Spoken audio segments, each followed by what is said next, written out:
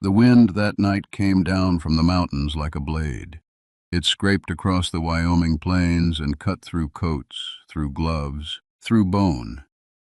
Most sensible men were already inside by the time darkness settled. But Elias Boone had never been accused of being sensible. His horse trudged slowly through the snow, each hoof sinking with a dull crunch. Frost clung to the animal's mane like white dust, and Elias pulled his coat tighter as the cold gnawed at his ribs. "Easy now," he muttered to the horse. "Town ain't far." At least that was what he hoped. The trail to Gray Hollow had nearly vanished under the storm. The wooden markers were buried, and the hills all looked the same in the fading light. Elias had ridden through worse in his life, but he was older now, and the cold seemed to settle deeper in his bones than it once had. He lifted his eyes toward the darkening sky. Then something caught his attention, a thin ribbon of smoke.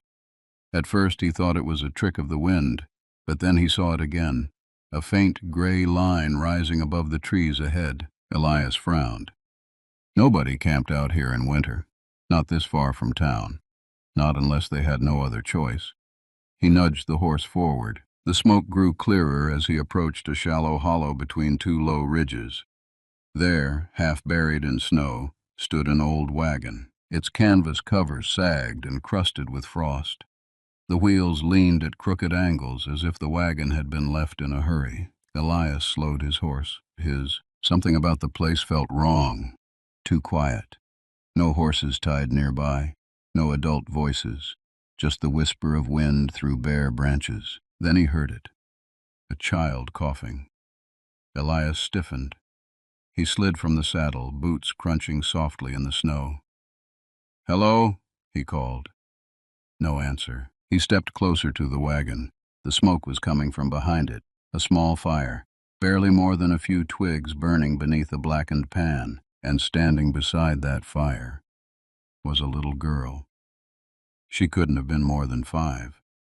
Her blonde hair hung in tangled strands around a thin, dirt-smudged face. Her coat was far too big for her, the sleeves swallowed around her small hands. She gripped a wooden spoon and stirred something slowly in the pan.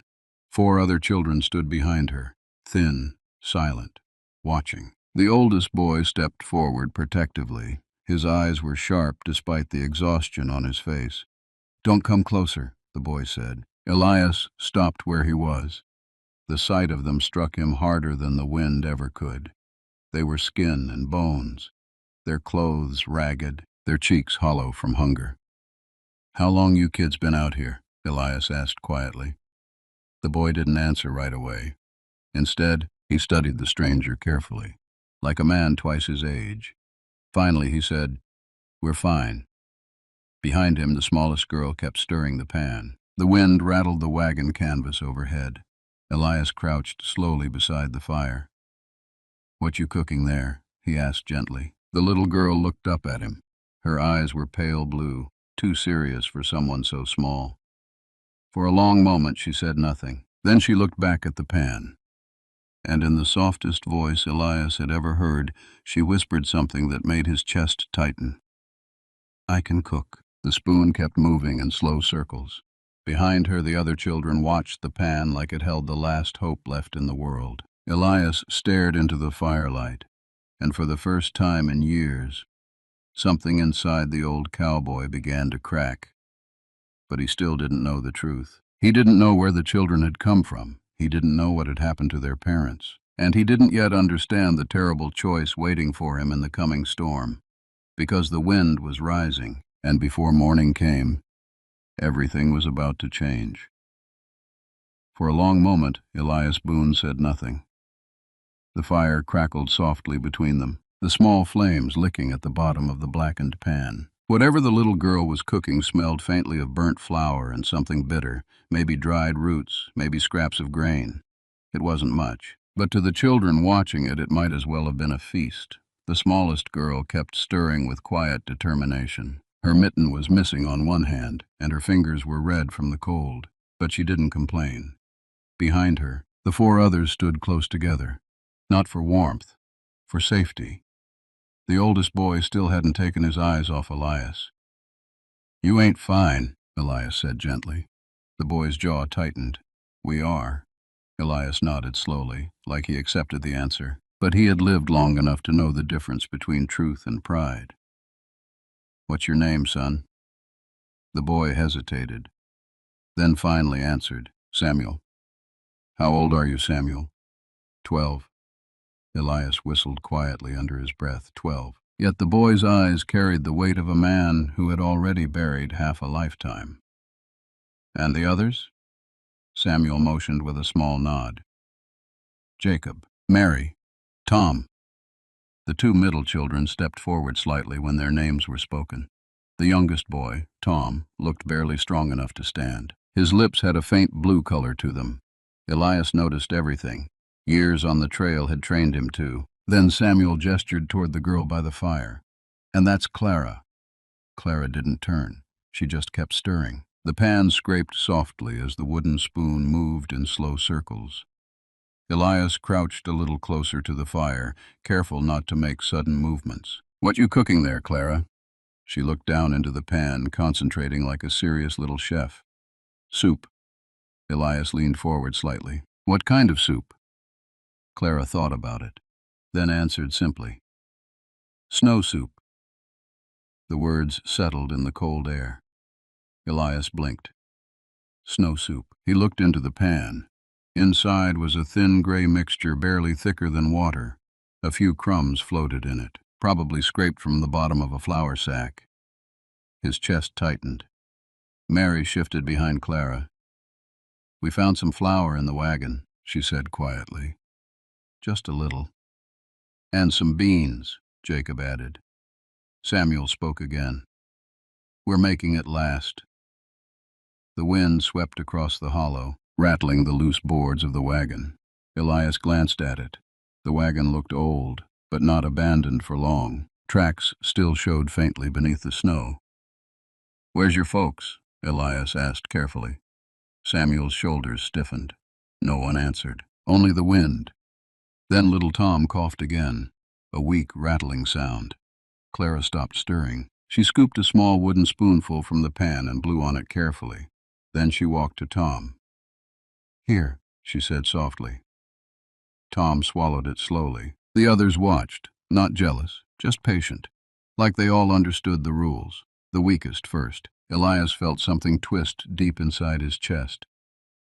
How long you kids been alone out here? He asked. Samuel looked at the ground. 3 days. Elias stared at him. 3? Samuel nodded. The wagon wheel broke on the ridge. His voice was steady, but there was something buried under it, something heavy. Pa tried fixing it, Samuel continued, but the snow came early. Elias knew that storm. It had rolled down from the mountains without warning, a hard one. What happened to your parents, son? This time Samuel didn't answer right away. Jacob shifted beside him. Mary lowered her eyes. Finally Samuel said the words. Pa went to find help. And your ma? Samuel swallowed. She got sick. The fire popped softly. Clara had returned to the pan and resumed stirring. Her tiny shoulders moved with slow determination. She's resting in the wagon, Samuel said. Elias looked at the wagon again. Something about the way Samuel said it made the air feel colder. Has she woken up? Samuel didn't respond, but Mary did. She hasn't moved since yesterday. The words hung there. Elias closed his eyes briefly. He had seen that silence before, too many times. The kind that came after illness on the frontier, after fever, after winter. He stood slowly. Samuel tensed immediately. Don't go near her, the boy said. Elias raised his hand slightly. I ain't gonna harm anyone. He stepped toward the wagon. The children watched him like small animals unsure whether to run. Elias pushed the wagon canvas aside gently. Inside, the air was colder than outside. A woman lay wrapped in blankets, her face pale, still, too still. Elias knew before he even reached her. He stood there quietly for a long moment. The wind howled outside the wagon. Then he stepped back out. The children were watching him. Samuel searched his face, trying to read the truth he already knew. Elias crouched by the fire again. Clara looked up. Is Mama sleeping? Her blue eyes were wide, hopeful. Elias opened his mouth, but the words stuck in his throat. Samuel stepped closer. Don't tell them, the boy said quietly. His voice trembled for the first time. Not yet. Elias looked at him. This 12-year-old boy carrying the weight of 4 younger lives. The storm wind suddenly rose stronger. Snow blew sideways through the hollow. Elias glanced toward the sky. Dark clouds were building fast over the mountains. Another storm. A worse one. These children wouldn't survive it out here. Not one night.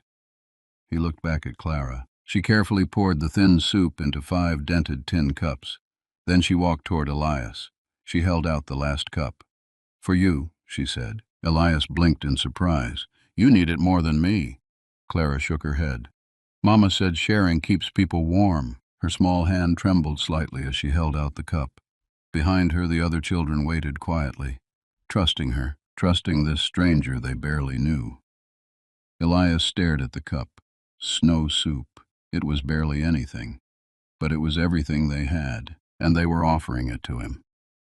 The wind roared across the hollow again. The temperature was dropping fast. Elias knew what would happen if he rode away now. By morning, this fire would be gone. The wagon would be buried, and 5 small graves would slowly disappear under drifting snow. He looked at Samuel. The boy was watching him closely, waiting, testing him. Elias finally took the cup, but instead of drinking it, he set it gently back near the fire. Then he stood. Well, Elias said quietly, looks like we got ourselves a problem. Samuel's eyes narrowed. What kind of problem? Elias turned toward his horse. The saddlebags hung heavy on both sides. Inside them was more food than these children had seen in days. But that wasn't the real problem. The real problem was what came next. Because helping them tonight was one thing. Taking responsibility for them was something else entirely. And Elias Boone had spent the last 15 years making sure he never belonged to anyone again. But as the storm clouds gathered overhead, he realized something he didn't want to admit. If he walked away now, he'd never sleep peacefully another night of his life. Behind him, Clara's small voice spoke again. Will the storm be bad? Elias looked up at the darkening sky, then at the 5 fragile figures standing beside that tiny fire, and he answered honestly. Yes, little one. The wind howled louder, and it's coming fast. The wind changed before Elias Boone even finished tying his horse. It came down the hollow like a living thing, dragging snow across the ground in long white ribbons. The air had that sharp taste Elias knew too well, the taste that meant the storm would be worse than the last. Much worse. He turned back toward the children. They stood exactly where he had left them, gathered around the small fire like fragile shadows. Clara had finished pouring the soup. The dented tin cups rested on the stones beside the flames, steam barely rising from the thin broth. None of them had started drinking yet. They were waiting. Samuel stepped forward. You're leaving, the boy said. It wasn't a question. Elias shook his head slowly. No.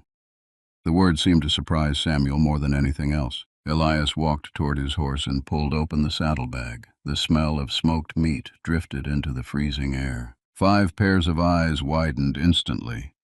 Elias brought out a small cloth bundle and crouched beside the fire again. He unwrapped it carefully. Inside were thick strips of jerky, 2 biscuits, and a small sack of dried beans.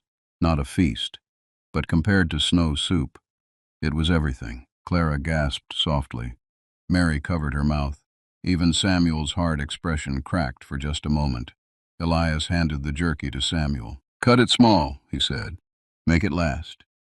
Samuel took it slowly, like he didn't quite believe it was real. You sure? The boy asked. Elias gave a faint shrug. I ain't starving. That wasn't entirely true, but it was true enough. Jacob immediately began breaking pieces apart while Mary stirred the beans into the soup pot. Clara looked up at Elias again. You helped, she said quietly. Elias didn't answer right away. Instead, he stared into the fire. He had ridden past hungry people before, plenty of them. The frontier was full of folks struggling to survive, but 5 children alone in a winter storm, That was different. Behind him, the wind began to howl louder through the trees. Samuel looked toward the dark sky. How bad's the storm gonna be? Elias followed his gaze. The clouds had swallowed the last light of the sun. Snow had begun falling again. Thick flakes now, heavy ones. This hollow will fill with snow by morning, Elias said. Mary looked frightened. What do we do? Samuel straightened. We stay in the wagon. Elias shook his head. That wagon ain't built for a storm like this. Samuel frowned. It kept us warm before. That was before the wind picked up. Elias pointed toward the ridge. When that storm rolls over those hills, this place turns into a snow trap. Samuel looked back toward the wagon uncertainly. Then where do we go? Elias hesitated. The answer came easily, but saying it meant something. Town, he said. Gray Hollow sat 5 miles south, a small frontier settlement. A few houses, a blacksmith, a general store, and a church that doubled as a gathering hall. Not much, but it had roofs, walls, heat. The problem was getting there. In a storm like this, 5 miles might as well be 50. Samuel looked doubtful. Tom was already shivering badly. Mary hugged her arms tightly around herself. Jacob said quietly, Tom won't make it walking. Elias studied the children. He could put 2 on the horse, maybe 3 if they held tight, but 5, but not likely. And there was still the wagon. Samuel noticed Elias looking at it. We can't leave Mama, the boy said. The words fell heavy into the cold air.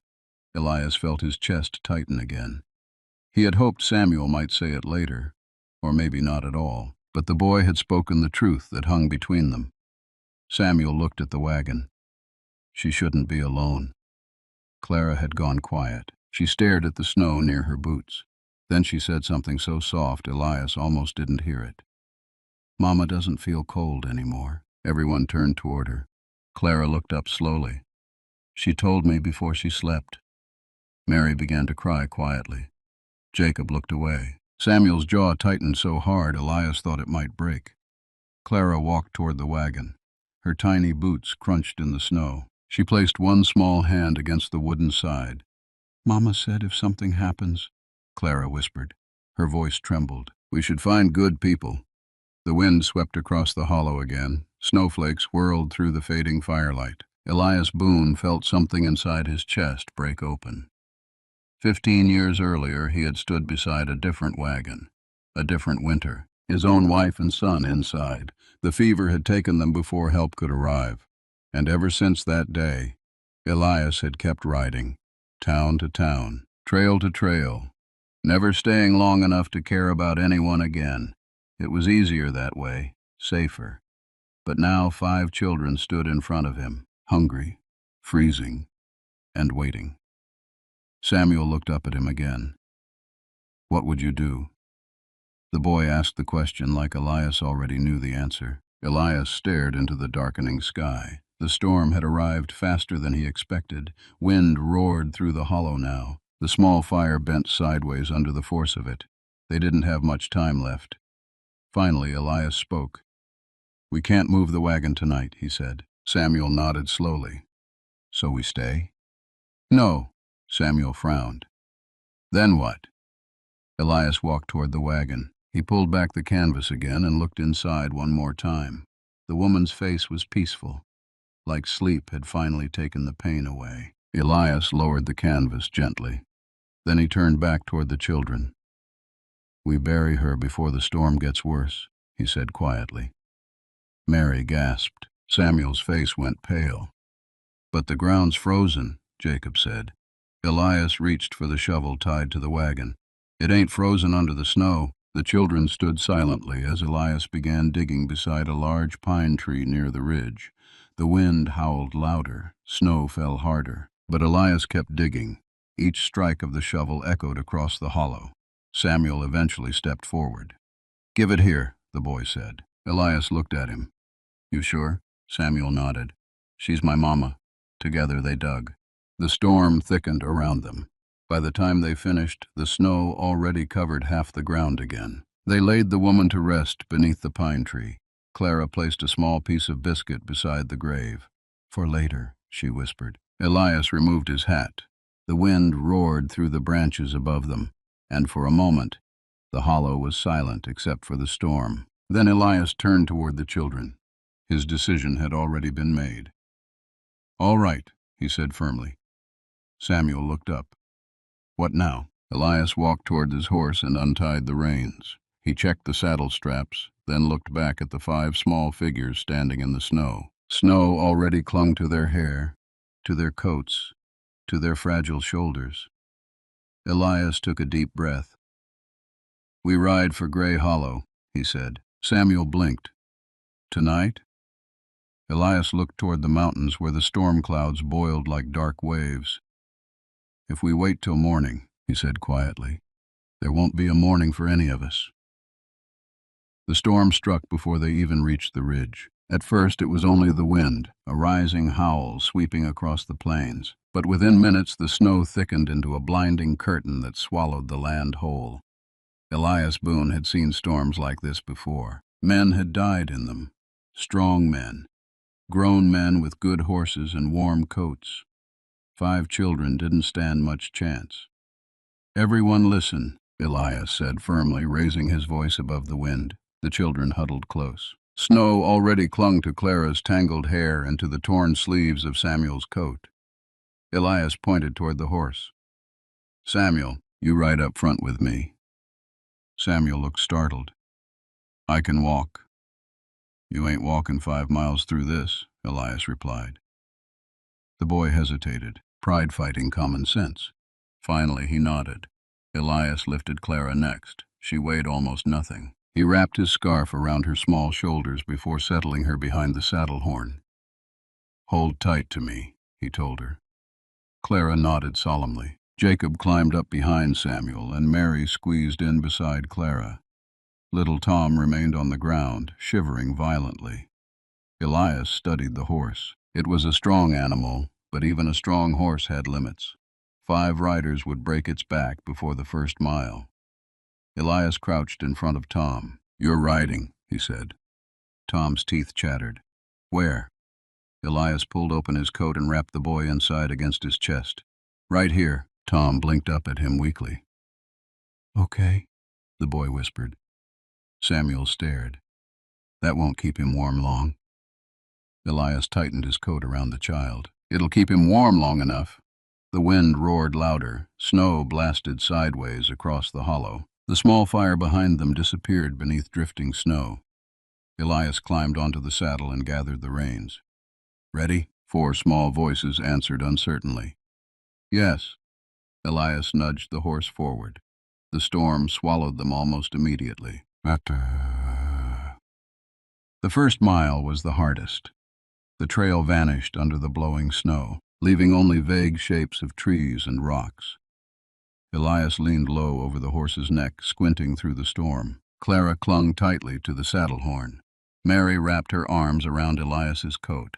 Samuel held Jacob steady behind him. Every few minutes Elias shouted back, "You all still there?" "Yes," Samuel called, but each answer sounded weaker than the last. The cold was biting deeper. Tom's small body trembled inside Elias's coat. "Stay awake, son," Elias murmured. Tom nodded faintly. "I'm trying." Snow piled against the horse's legs as they climbed the ridge. The wind grew stronger with every step. Halfway up the slope, the horse stumbled. Samuel grabbed the saddle. "Easy!"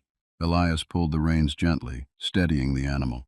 "Slow now," he whispered. The horse regained its footing and pushed forward again.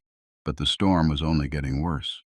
By the time they reached the top of the ridge, visibility had dropped to barely a few yards. Everything looked the same, white, endless white. Samuel's voice came through the wind. "Are we going the right way?" Elias didn't answer right away, because he wasn't sure. The landmarks he knew were buried. The valley below should have been visible from the ridge. Instead, there was only swirling snow. For the first time that night, Elias Boone felt fear. Not for himself, for the 5 fragile lives clinging to him in the storm. Clara's voice drifted softly through the wind. "Mr. Boone?" "Yes, Clara." Are we close? Elias stared into the white darkness. We're getting there. It wasn't exactly a lie, but it wasn't the truth either. They continued moving, slowly, painfully. The horse pushed through deep drifts, each step heavier than the last. Time lost meaning in the storm. Minutes stretched into something longer. Mary's voice finally spoke again.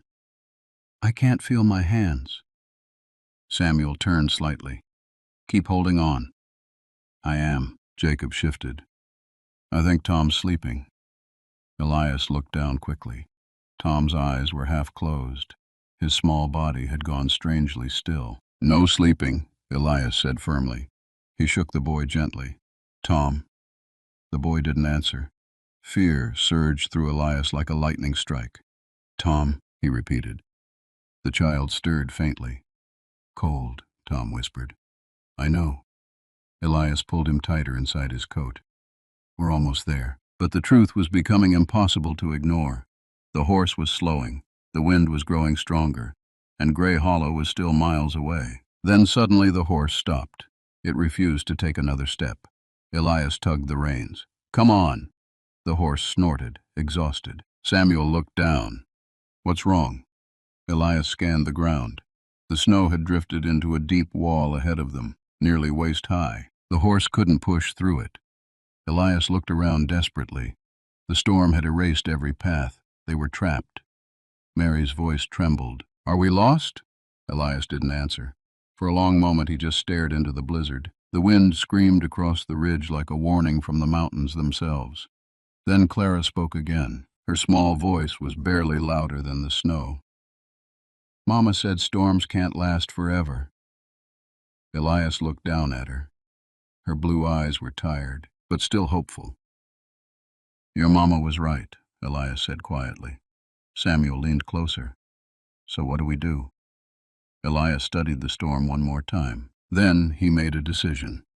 A dangerous one. There's an old trapping cabin somewhere near this ridge, he said. Samuel's eyes widened. Somewhere? I haven't seen it in years, Elias admitted. But if it's still standing... Hope flickered across the children's faces. And if it's not? Jacob asked. Elias looked at the drifting snow behind them, then at the exhausted horse, and finally at the 5 children depending on him. His voice grew quiet. Then we don't stop walking. The wind roared louder. Snow covered their tracks within seconds. Elias turned the horse toward the dark trees along the ridge. If the cabin still existed, it was hidden somewhere inside those woods. But the storm was growing stronger every minute, and the children were fading fast. Clara leaned her head against Elias's arm. Mr. Boone? Yes? Will we be okay? Elias stared into the swirling white darkness ahead. And for the first time that night, he didn't know the answer. For several long seconds, the storm was the only thing that spoke. The wind tore through the trees along the ridge, bending branches until they groaned like old men. Snow spun wildly around Elias Boone and the 5 children clinging to the exhausted horse. Clara's small head rested against Elias's arm. Her voice had grown faint. Mr. Boone. Yes, Clara, he said quietly. Will we be okay? Elias looked toward the dark trees ahead. He didn't answer right away, because the truth was simple. If that trapping cabin wasn't still standing, they weren't going to survive the night. But Elias Boone had spent too many years watching hope die in the cold, and he wasn't ready to watch it happen again. He straightened in the saddle. We're going to find that cabin, he said firmly. Samuel leaned closer. You remember where it is? Not exactly. Samuel frowned. That doesn't sound good. Elias gave the reins a gentle shake. It's somewhere in those trees. Jacob squinted through the blowing snow. That's a lot of trees. Elias nodded. Then we'd better start looking. The horse stepped slowly into the forest. Chapter. Inside the trees, the wind weakened slightly. Not gone, but less brutal. Snow still fell heavily, blanketing the forest floor and weighing down the pine branches. Elias guided the horse carefully between the trunks. His eyes searched through the swirling white. A memory tugged at the back of his mind. Years ago. Maybe 10. Maybe more. He had trapped along this ridge during a hard winter. A small cabin had stood somewhere here, built by an old mountain man who preferred solitude to people. Elias had shared coffee with him once, just once. Then the man had vanished into the mountains the following spring. Elias had never seen him again, but the cabin, if it was still standing, it could mean life or death. The horse pushed through deeper snow. Samuel's voice came again. "How far do we go?" Elias answered honestly. "Until we find it." Tom stirred weakly inside Elias's coat. "Cold." Elias squeezed him gently. "Stay with me, son." Mary shivered behind Clara. "I can't feel my feet." "Keep moving your toes," Samuel told her quickly. Jacob added, "Mine stopped a while ago." Samuel didn't reply to that. Elias kept scanning the trees. Minutes passed, or maybe hours. In a storm like this, time lost its meaning. Then suddenly, something dark appeared between the trunks ahead. Elias leaned forward. At first he thought it was just another cluster of trees, but then the shape sharpened through the snow. A roof, low, covered in white, but unmistakable. Elias felt a surge of relief so strong it almost knocked the breath from his lungs. "There!" he shouted. Samuel squinted through the storm. "I see it." The horse trudged forward with renewed effort. The cabin stood crooked but solid among the pines. Its door hung slightly open. Snow had piled against the walls, but the structure still stood. Elias slid down from the saddle quickly. "Everyone off." The children climbed down stiffly. Their legs wobbled from cold and exhaustion. Elias pushed the door open. Inside, darkness greeted them. But it was a dry darkness, a sheltered one. Samuel followed him in. "It's still good," the boy said in disbelief. Elias nodded. "Get inside, all of you." The children stumbled through the doorway. Clara nearly fell, but Elias caught her. Inside the cabin, the air was cold but still. A stone fireplace sat along one wall, old but usable. Elias moved quickly. He broke apart a rotten chair near the wall and stacked the wood in the fireplace. Then he struck a match. For a moment, the tiny flame flickered uncertainly. Then the wood caught, slowly, carefully. Fire spread through the dry boards. Warm orange light filled the cabin. Mary stared at it like she had never seen fire before. Jacob sighed heavily and sank onto the floor. Samuel helped Clara sit near the hearth. Elias removed his coat and unwrapped Tom. The boy's face was pale, too pale. Elias rubbed Tom's arms firmly. "Stay with me, son." Samuel knelt beside him. "Is he?" "No," Elias said quickly. "He's just cold." The fire crackled stronger. Warmth slowly began filling the small cabin. Clara watched Elias carefully. Then she asked the question that had been waiting since the storm began. "Mr. Boone?" "Yes, Clara?" "Are we safe now?" Elias looked around the small cabin. The fire, the walls, the roof protecting them from the storm. For the first time that night, he allowed himself to breathe. "Yes," he said gently. "You're safe." Morning came quietly. The storm had passed. Sunlight filtered through the frosted cabin window, lighting the room in soft gold. Elias woke first. He had barely slept. Years on the trail had taught him to wake at the slightest sound. But this morning there was no danger, only quiet. 5 small shapes slept beside the hearth. Samuel sat upright even in sleep, as if guarding the others. Clara lay curled beside Mary. Tom breathed slowly but steadily. Elias stepped outside. The world had transformed overnight. Snow blanketed the forest in deep silence, but the sky was clear, blue, bright, a new day.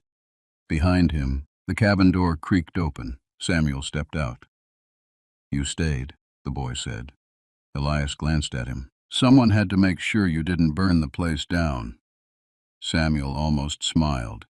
For the first time since Elias had met him. "What happens now?" Samuel asked. Elias looked across the snowy ridge toward the distant valley where Gray Hollow lay. "Well," Elias said slowly, "I reckon we ride to town." Samuel studied him carefully. "And after that?" Elias leaned against the cabin wall. He had spent 15 years riding away from anything that resembled responsibility. But the truth had found him anyway. 5 cold, hungry truths. He looked back at the cabin where Clara and the others still slept.